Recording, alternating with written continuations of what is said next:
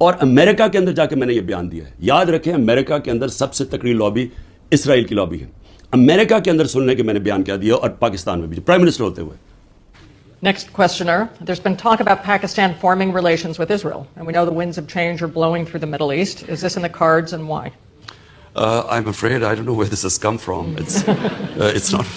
Pakistan has a very straightforward position, and it was a founder of Pakistan, Quaid-e-Azam, Muhammad Ali Jinnah, who was very clear that, there has to be a just settlement, a homeland for Palestinians, before Pakistan can recognize Israel.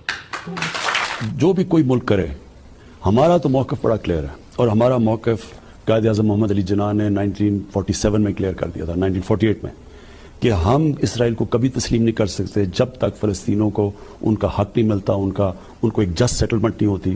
جو to nation theory تھی Palestinian کی, کہ ان کو پورا ایک ان کی state ملے جو کہ پیلسٹینین فیصلہ کریں, ٹھیک ہے.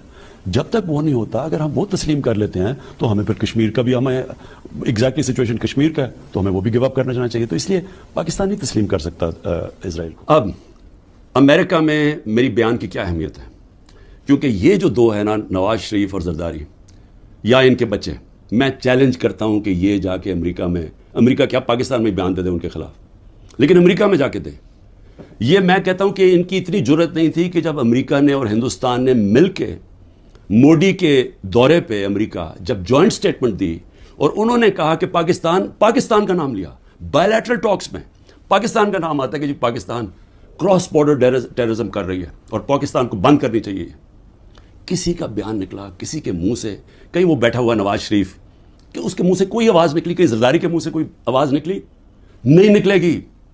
جب 400 ڈرون اٹیک ہو رہے تھے پاکستان میں, جو دنیا میں کوئی مثال ہی نہیں ہے کہ آپ جس کے لیے جنگ لڑ رہے ہیں وہ آپ کے ملک میں ڈرون اٹیک کر رہے ہیں, ان کے منہ سے ایک لفظ نہیں نکلا. اور میں آج اپنی اسٹیبلشمنٹ سے پوچھنا چاہتا ہوں کہ آپ ان لوگوں کی آج حمایت کر رہے ہیں جن کے اربوں روپے نہیں ڈالر باہر پڑے ہوئے ہیں. یہ کبھی بھی ایک لفظ نہیں کہیں گے ان لوگوں کے پاس جن کو پتہ ہے کہ وہ کسی وقت ان کے, جس طرح وہ روسیوں کے اب ڈالر ضبط کر رہے ہیں نا, ان کی روسیوں کی پراپرٹیز جب سے جنگ ہوئی ہے ضبط کر رہے ہیں, وہ کبھی بھی ان کے ڈالرز, کیونکہ چوری کا پیسہ ہے اور اربوں ڈالر پڑا ہوا ہے ان کا باہر.